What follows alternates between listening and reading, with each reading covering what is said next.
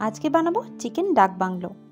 700 গ্রাম চিকেনের মধ্যে প্রথমে দিয়ে দিলাম বেশ খানিকটা টক দই, 2 টেবিল চামচ আদা রসুন বাটা, স্বাদ মতো নুন, হাফ চা চামচ গোলমরিচ গুঁড়ো, 1 চামচ হলুদ গুঁড়ো, 1 চামচ লাল লঙ্কার গুঁড়ো, হাফ চা চামচ জিরে গুঁড়ো, হাফ চা চামচ ধনে গুঁড়ো আর 2 টেবিল চামচ সরষের তেল।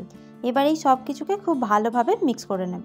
এবার এটাকে ম্যারিনেট করে রেখে দিতে হবে কমপক্ষে 1 ঘন্টা। এই সময় একটা মশলা বানিয়ে নেব।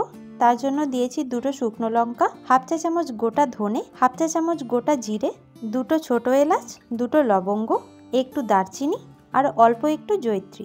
এবার লো ফ্লেমে এটাকে ড্রাই রোস্ট করে নেব। কড়াইতে বেশ খানিকটা সরষের তেল গরম করে সেদ্ধ করে রাখা আলু আর দিয়ে দিচ্ছি সেদ্ধ করা ডিম, স্বাদ মতো নুন দিয়ে দিলাম আর অল্প একটু হলুদ দিয়ে 3-4 মিনিট এগুলোকে ভেজে নিতে হবে। ভাজা হয়ে গেলে তুলে নিচ্ছি। ওই তেলেই দেব 2টো তেজপাতা আর গোটা গরম মশলা। এতে আছে 2টো এলাচ, 2টো লবঙ্গ আর একটু দারচিনি। দিয়ে দিলাম একটু পেঁয়াজ কুচি। পেঁয়াজটাকে একদম লাল লাল করে ভেজে নিতে হবে।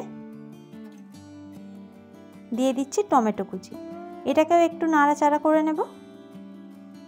এরপর ম্যারিনেট করা চিকেনটা দিয়ে দিলাম। হাই ফ্লেমে এই চিকেনটাকে 10 মিনিট রান্না করতে হবে।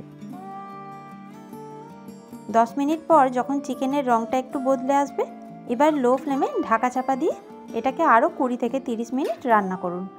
মাঝে মাঝে ঢাকনা খুলে একটু নাড়াচাড়া করে নেবেন। এরপর যে মশলাটা বানিয়ে রেখেছিলাম সেটা দিয়ে দিচ্ছি 2 চামচ। আবারও এই সব কিছুকে মিক্স করে নেব। মাংসটা খুব ভালোভাবে কষানো হয়ে গেছে। এবার দিয়ে দিচ্ছি গরম জল, দিচ্ছি ভেজে রাখা আলু আর ডিম। আবারও এই সব কিছুকে নাড়াচাড়া করে নিয়ে ঢাকা দিয়ে 10 থেকে 15 মিনিট রান্না করব। আবারও ঢাকা দিয়ে গ্যাসের ফ্লেমটা বন্ধ করে দিলাম। ব্যাস, কত সহজেই তৈরি হয়ে গেল দুর্দান্ত এই চিকেন ডাক বাংলো।